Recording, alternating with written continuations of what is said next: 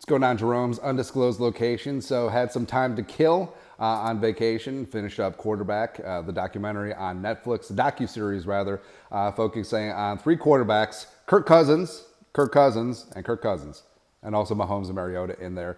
So unabashed, unbiased review. I think it was awesome. I thought it was really good. And on social media, there's been sort of a hot take, because I feel like generally people like the docuseries, but there's some hot takes out there saying like, oh, this is garbage and all that stuff. Well, if you're a hardcore football person, it's not exactly gonna scratch the itch that you have. But as a character study, which documentaries at the heart of them are, I think it's great. And also, I feel like for the casual fan or even the non-football fan, I think they'll be very intrigued by the lives of these three men. So I think that's the sweet spot that this is trying to hit, and I think that the NFL is trying to grow and show and expand into different audiences, and that includes non-football fans. I think that documentaries like this, I mean, someone, whether they're a casual football fan or even a non-football fan, see this on Netflix, it's trending, they check it out, and they get engaged. And it's really easy. And I do think that Kirk Cousins was the star of the documentary. Now, obviously, a little bit biased, but I do think that Kirk got the most out of this. Where, Mahomes is Mahomes and Mahomes. Everyone knew about Patrick Mahomes and his annoying wife, but I mean, what's the takeaway you get from the documentary? Mahomes is starting a beef with Max Crosby. By the way, Max Crosby would like eat him for lunch. But I'm here.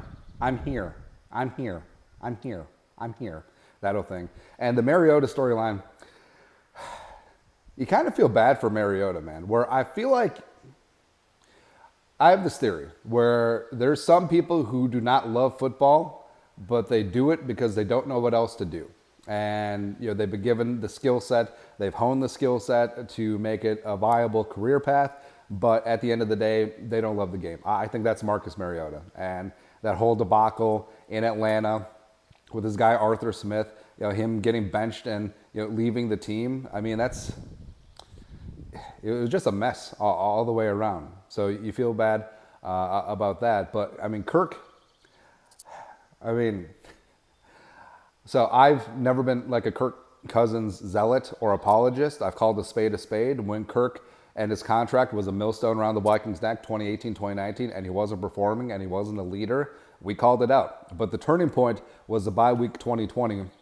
And since then, I think Kirk Cousins played the best ball of his career, including last season. And also just watching back that tape, like you knew that Kirk Cousins faced duress last year. He had a career high in sacks, a career high in pressures, but some of those hits that he took last year were just bone chilling, bone jarring, and what he had to do to get in every Sunday and knocking down all the wood. He's never missed a game in his career due to injury, and hopefully that continues, but that's a lot of punishment.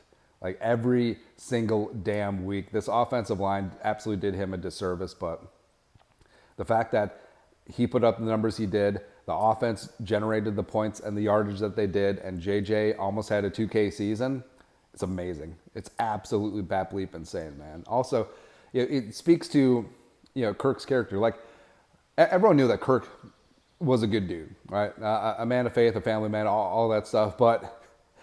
And when you get into like the family moments where they're having a fire, all that stuff, or after the Colts game, a historic come from behind win, and the kids go in the locker room, and Kirk's, as opposed to like reveling in the "you like that" or all of the accolades, like "oh, look what we did, we came from behind against a 3-9-1 Colts team coached by Jeff Saturday." But instead of basking in the moment or chest thumping and all that stuff, he's making his kid a plate. And after the Vikings allegedly lost against the Giants, again, Kirk played a great game. I know everyone pins 4th and 8 on him. It shouldn't have come down to that. It was more on the defense, giving up 431 and 31 points to Daniel frickin' Jones. But, I mean, a lot of people would have wallowed in it. They would have cried in their beer. They would have been like, oh, woe is me. Kirk went home. He bathed his kids. He read them a bedtime story, and that was that. I mean, it does say a lot. Like, Kirk is genuinely a good dude. I think that he's very easy to root for. I think that the documentary really changed a lot of people's minds because for years, a decade plus at this point, the national media jabroni haircuts have been forcing down this narrative down the throats of the casual fan, where, oh, Kirk Cousins, garbage time, stat stuffing quarterback, oh, he's overpaid, oh, all he cares about the money, he doesn't care about winning, all that stuff. Baloney. Absolute baloney. And we've said this a bunch.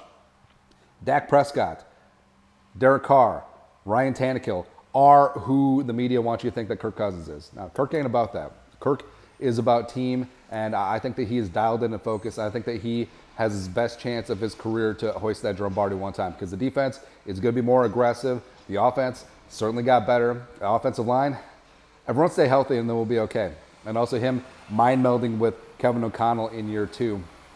It's also kind of fun watching their relationship go back and forth. It really is like a big brother, little brother situation. But Kirk wants to win. And the shot of his trophy case at his place in Michigan, they have a spot for the Jerome Barty. It's easy to root for him, man. It's easy to root for him. And we said this before, like, hey, if Kirk Cousins wins the Vikings a Super Bowl and a Super Bowl MVP, I will get a lower back tattoo that says, "You like that?" Bajillion %. But the documentary was great. Big shout out to Peyton Manning and Omaha Productions. Hopefully they do more seasons of this. Next year, since they do a top-end quarterback with Kirk, a medium quarterback with Mahomes, and a bottom-end quarterback with Mariota, I think this year it should be Kirk again, by the way. But I think it should be Joe Burrow, Geno Smith, and Baker. Do it. Just do it, man. Or follow one of the rookies. I think that'd be good too. Like Anthony Richardson and the Colts. Woo. Love it, man. That's it. That's the unabashed, unapologetic, unbiased review of the documentary Quarterback from Vikings fan perspective. That's all. Skull, no production value.